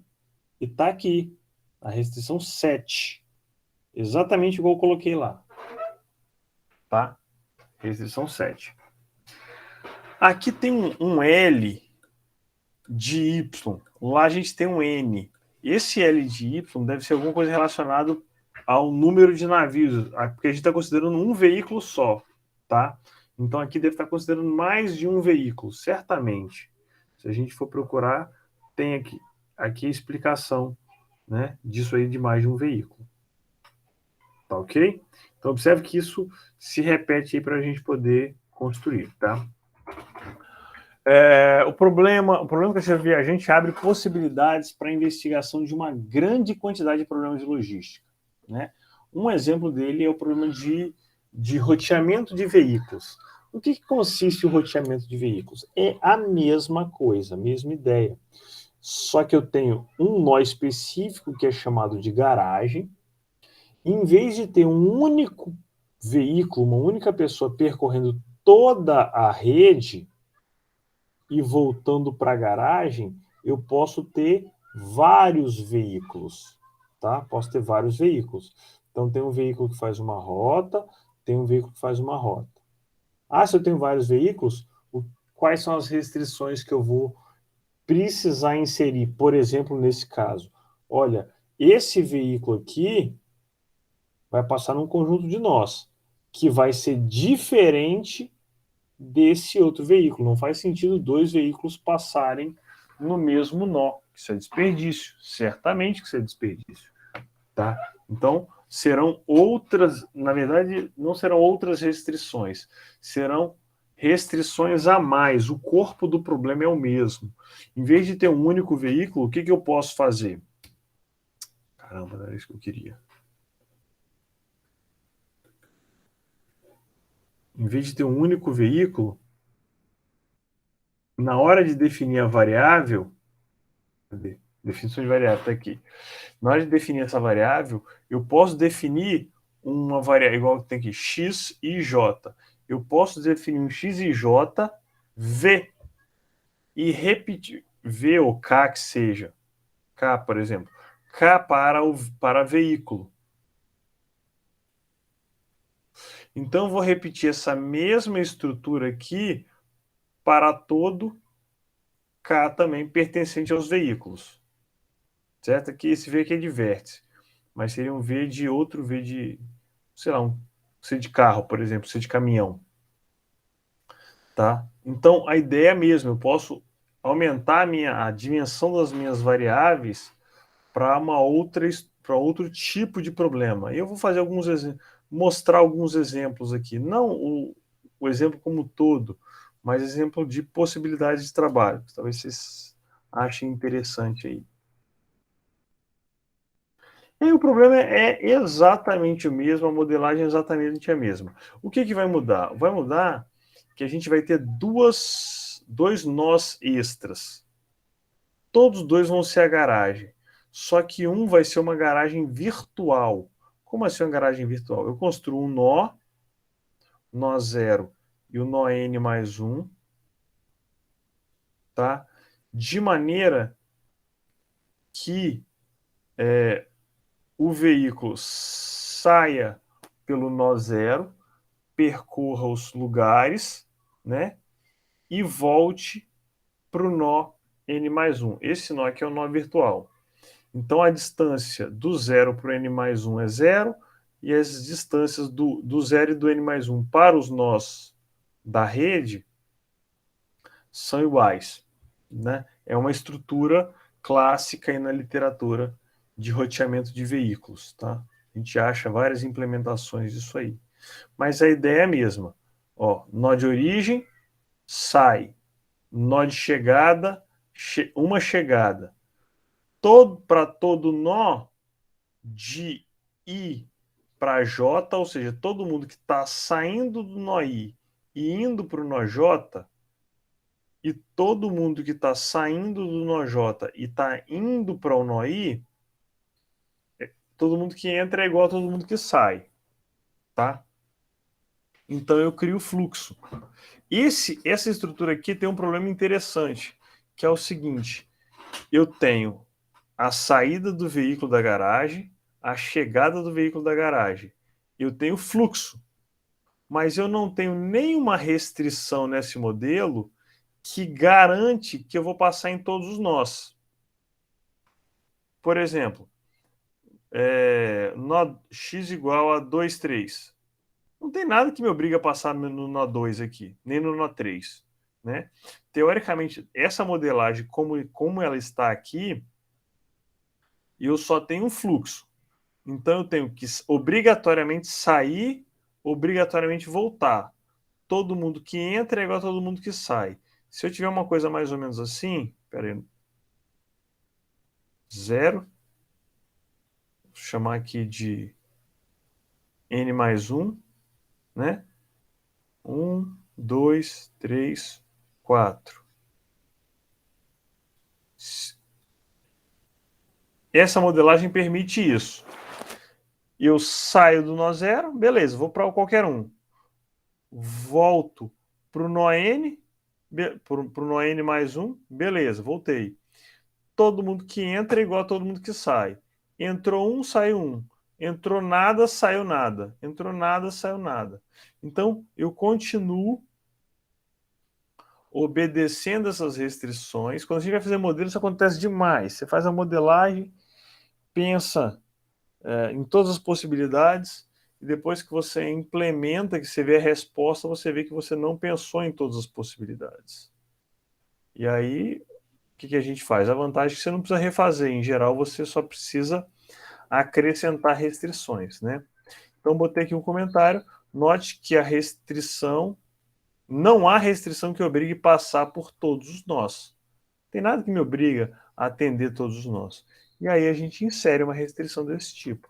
Então, para o nó qualquer, eu preciso obrigatoriamente sair dele. Se eu estou saindo de todo nó, essa restrição garante que eu entrei em todo nó. Então, de novo, as restrições trabalham em conjunto, tá? Saio da garagem, chego da garagem, passo em todo nó e continuidade de fluxo. Todo mundo que entra é igual a todo mundo que sai. Essa é a ideia. Tudo bem? Só que, de novo, eu continuo com um problema de continuidade de fluxo. Eu não vou executar porque o problema é exatamente o mesmo.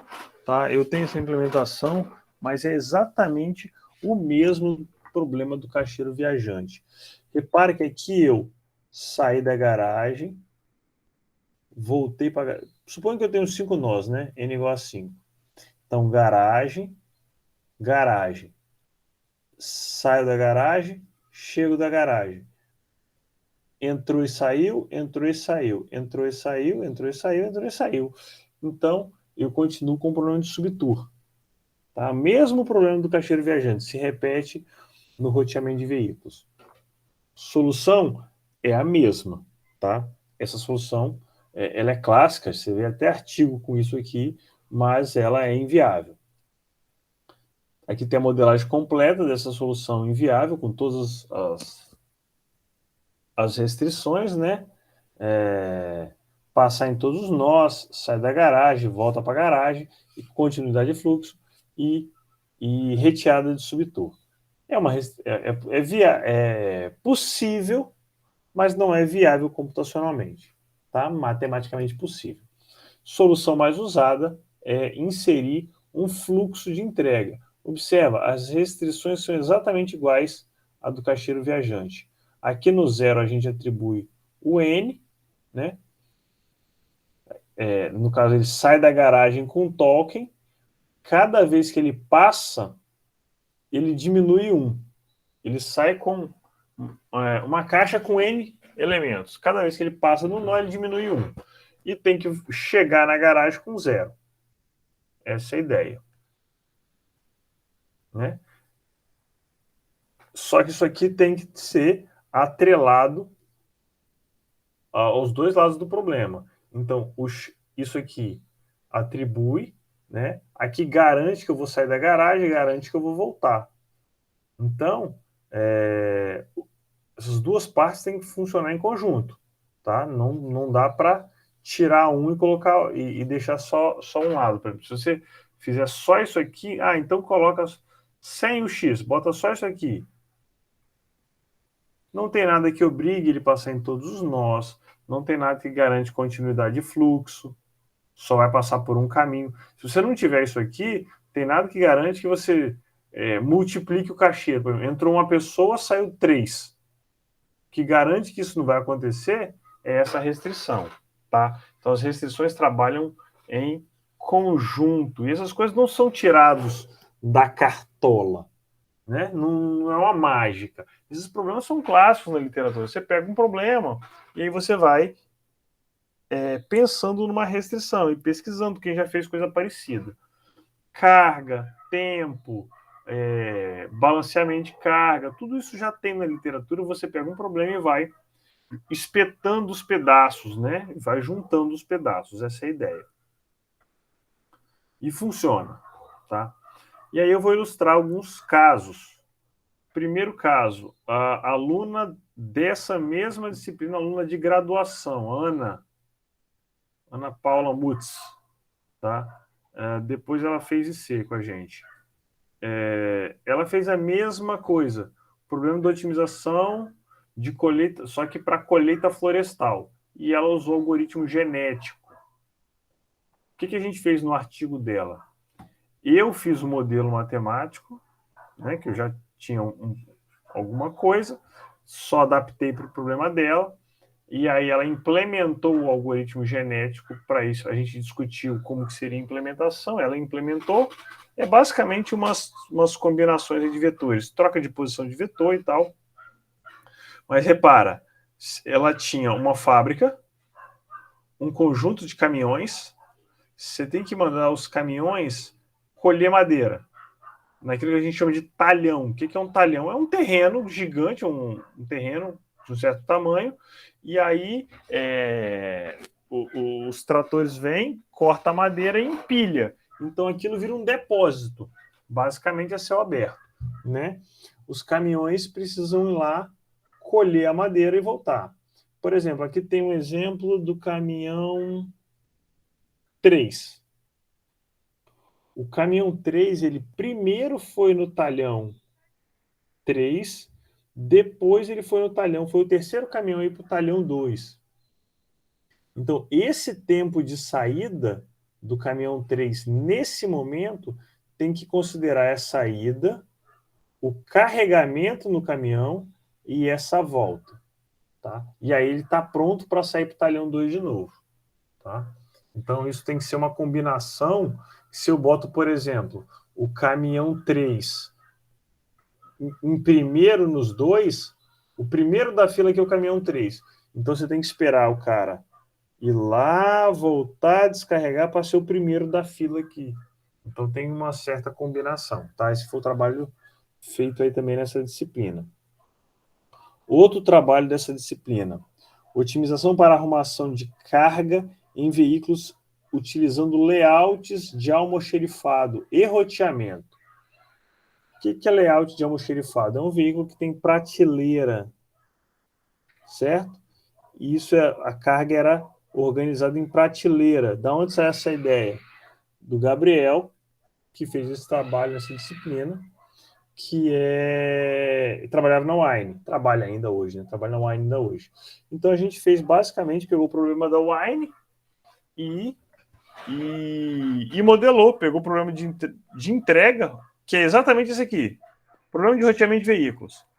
Pegamos o problema de roteamento de veículos e colocamos prateleira, né, no veículo, e considerando aí essa arrumação da prateleira no veículo, tá? Essa foi a ideia aí. Esse trabalho, o trabalho da Ana foi na Ampet 2019, Ampet, que é Associação Nacional... esqueci. Transporte. Basicamente é um congresso de transporte. Isso que importa. Esqueci o nome Ampet. Depois olha no Google lá. Mas é basicamente um congresso de transportes. SBPO, conhecida de vocês. Esse aqui foi apresentado na SBPO 2016. Então, coisa errada. Foi 2016, não. Foi 2016. Que o Gabriel não era aluno da computação, ele era aluno da engenharia. Apesar de ser formado em computação, mas ele era aluno da engenharia. E tem outro, 2012 também, que foi um problema de Vitória, na verdade, a Patrícia que fez, não foi na minha disciplina, mas poderia ter sido, foi uma disciplina equivalente à minha, ministrada por um conhecido meu, professor Rodrigo Rosa, na UFES, tá? Só para dar nome às pessoas aqui. Aí eu ajudei na disciplina, e é a mesma coisa.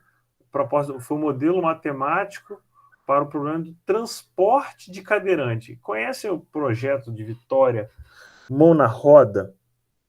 É um ônibus, uma van, um pouco maior que uma van, né? Na verdade é um micro-ônibus, que passa fazendo serviço de transporte para quem tem problema de locomoção, tipicamente cadeirante. Você liga, agenda um horário e um local. O carro vai chegar no horário que você marcou, pegar o cadeirante e levar no local que você solicitou, dentro de um horário que você estipula, né? Por exemplo, eu quero estar no hospital em Vitória 3 horas da tarde. Você me pega aqui em casa às 2. Esse problema ele tem algumas características interessantes que eu não falei aqui, mas poderia ter dito, que é o janela de tempo, que também aparece muito. Problema de roteamento e problema do caixeiro viajante, todos dois com janela de tempo. O que é janela de tempo? É quando você estipula um horário para chegar. E aí você cria, para não ficar muito amarrado, você cria uma janela de tempo mesmo. Por exemplo, eu estipulo que eu vou chegar a 1 hora. O operador vai falar o seguinte: olha, fica pronto 15 minutos antes e 15 minutos depois. Vai chegar entre... Porque tem questões de trânsito, tem questões de arrumação de